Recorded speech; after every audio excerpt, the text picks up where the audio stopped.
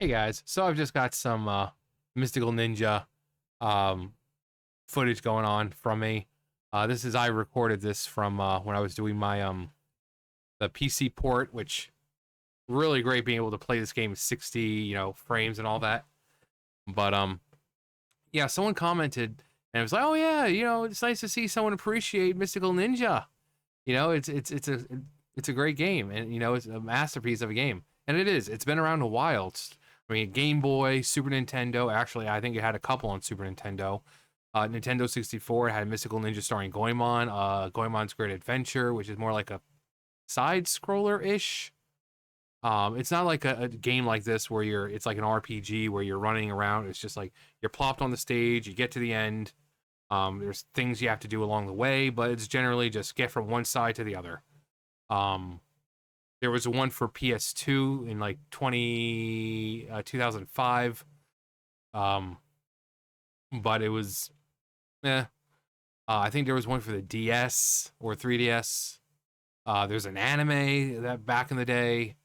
So I've loved this game since the first time I played it, and that was back in like 97, 98. Pretty much when the game first came out. My stepdad got it for me for my birthday, and I've loved the game ever since. And around what 2006, whenever I started with emulation and all that, it was like one of the first games I tried to play. Although emulation back then wasn't really that great. Ocarina of Time and Mario 64 could run decently, but then you had games like Majora's Mask or Mystical Ninja that just kind of had problems because they were different. Um, but you know, it is what it is, and even now, emulation is still kind of hard because the hardware was just different back then. But that's why we got people doing this. But someone commented, like I said, talking about saying how no one really seems to appreciate the game fully, on YouTube, at least from what they've seen. And I could talk all day about the game, but I'm not going to. But I've always firmly believed that I want to see a modern remake of the game. And when I say modern, I don't mean like, you know, politics and all that. What we expect from modern. No, I mean like a modern, like a Breath of the Wild, like basically like a sandbox game. Because all the places you go here in the game are real places. Like right here, we're in Mount Fuji. They're all places that are there in real life. Kyushu, Kyoto, the Chukoku region, all the places in real life, they're in here. It's just feudal Japan. Edo Town, modern day Tokyo. So, uh, it would really be cool to kind of see these places, fully realized. And when I say fully realized, I mean the game's supposed to be like an RPG, you know, but it's really not a lot of RPG elements to it. You upgrade your weapons, but it's only when they tell you that you need to upgrade your weapons. Like, oh, here's something you can't pass. Maybe if your weapons were stronger. The final time you only get up to level 3. And the only reason you need to upgrade your weapons is because you get to a door and it's like, oh, this rickety door is broken, but we can't break through it. So then you have to upgrade to level 3 to break through a door. But then the weapons become useless because all the enemies you face for the short time after that are ones you can take down in one shot anyway. So being able to kind of start the game and know that there's like a level 1, level 2, level 3, a certain amount of levels, um, and more like I said, sandbox type experience where you know people drop weapons, enemies drop weapons, and you can use them. But the plot should stay the same. Mystical Ninja starring Goemon. It's Goemon trying to beat the Peach Mountain Shoguns. They're going around Japan, turning places into stages, and that's the plot. But also have some stuff in between, quests and stuff like that, where you can get weapons or leveling material or whatever the case is. Um, I said that there should be a post game where it's like, oh, would you like to save? And then you can continue. Because during the game, close to the end, you have to go to Kyushu. But then when you get there, it rises into the sky and just disappears. And when we finally get to see Kyushu, it's as the stage that Peach Mountain Shogun transformed it into. We don't get to see Kyushu afterwards. So being plopped back in Edo Town and being able to go all the way back and, you know, cross that bridge to Kyushu and have like a new area there, village or town or whatever, with more quests and stuff like that. That'd be really cool. Um, I would love for it to stay like in this graphic style because I think this has charm to it.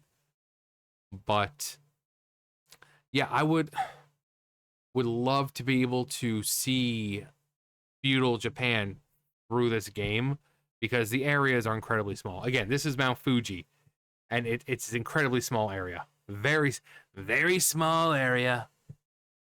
Um, so being able to see something more akin to Mount Fuji, which, you know, don't make it a one for one scaling, but something you'd have to really watch what you're doing if you're going to climb it. You know, have something at the top, apart from maybe from the pipe maker who you have to go see. You know, maybe something else up there besides that, something more at the tippy top. That'd be really cool. I mean, games like that, when you can climb up to the very top of things, they usually reward you with an achievement or something for your explorational skills.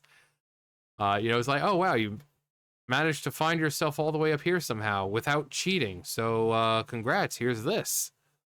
Here's a powerful item. Congrats for letting your curiosity take hold. Um, but you know, like I said, more RPG elements, having a leveling system, so that way every area you go to, it feels like more of a challenge. Um, the music can stay the same because the music in this game is amazing, but a lot of the towns definitely would need to be revamped. Um, you know, you have so many towns, but most of them are useless. You go there to kind of just save, and that's about it. You know, you have Festival Village, beautiful town, beautiful little place. You know, it's dark there with the stars in the sky. You know, it's got the festival thing going on with the red and white banners all over the place. But it's useless. You go there, you talk to a couple of NPCs who kind of point you in the right direction, and that's it.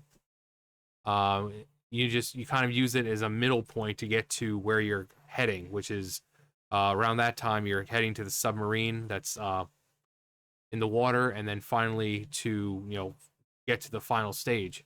But the area itself, I mean, it's got like I think it's got a surprise pack in there somewhere and a fortune doll, but you know, you need more than just fortune dolls and stuff to keep you interested in these towns.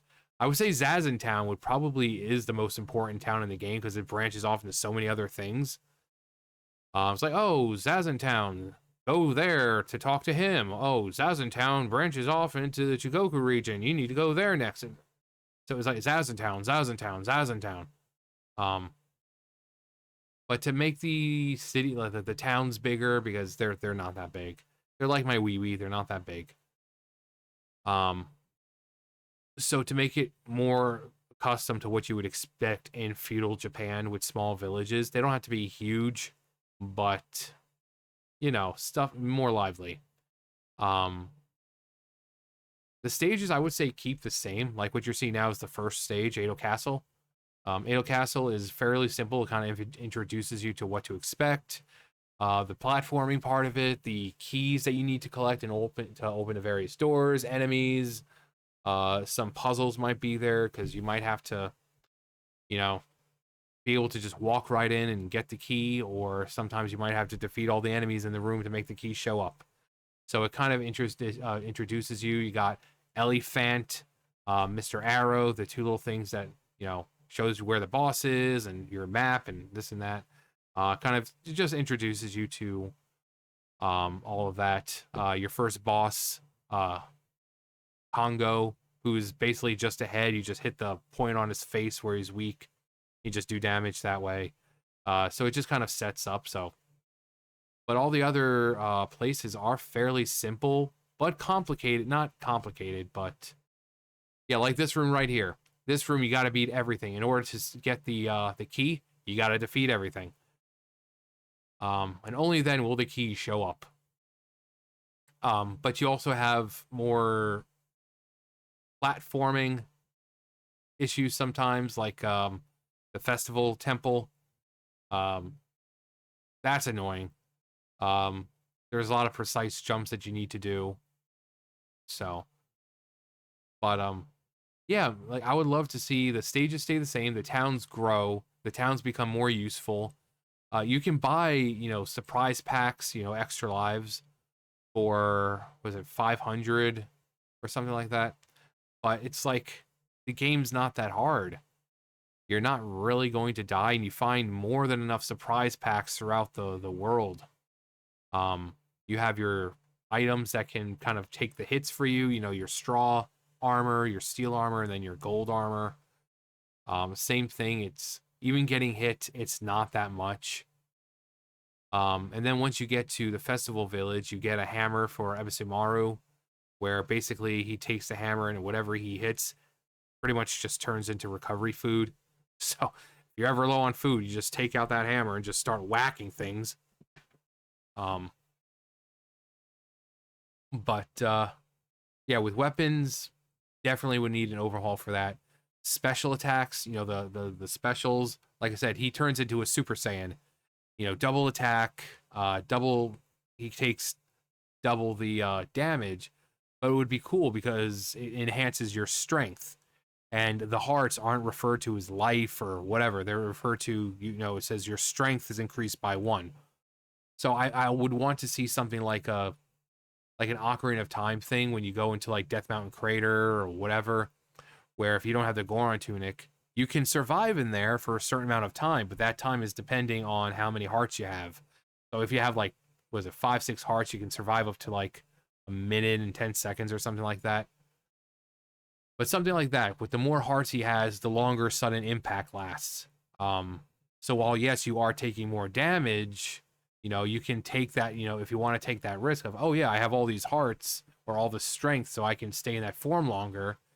If I want to take the risk of taking that extra damage, it'll pay off because I'll be able to kill things a lot easier. Um, but then have that stacking bonus of the weapons, so it would make him even stronger, which is more reason to use the form, especially with bosses or something like that.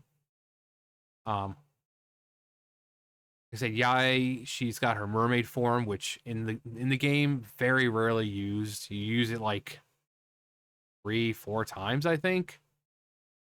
The final stage, you use all of their little special moves, but um, you know,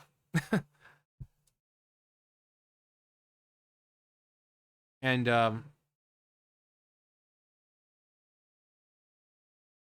oh yeah, go native. Yeah, all the N64 games, Ocarina of Time, all that, they were 20 frames per second, which is insane to think about nowadays since everything is like 60. Um, but yeah, more like more of a reason to collect money. I mean, when you use like Sasuke's kunai, it takes up money. When you use the Metal of Flame, it takes up money. You can just throw the metals and all that. But more of a reason for money because again, you can buy stuff in the shops, but you don't really need to. It's like rupees in Ocarina of Time. Like you really don't need it. It's like you don't need to buy bombs or anything because you can find it all out in the world. So having a reason to actually keep your money and save it and this and that would really be cool. Um, Maybe change the final stage. Instead of just going straight to Dancing and Lily and having that little musical moment happen, and then just jumping straight into Impact. Maybe have an on foot boss battle, getting to use your level 3 items, something like that. Because again, you upgrade your weapons to break through a door. So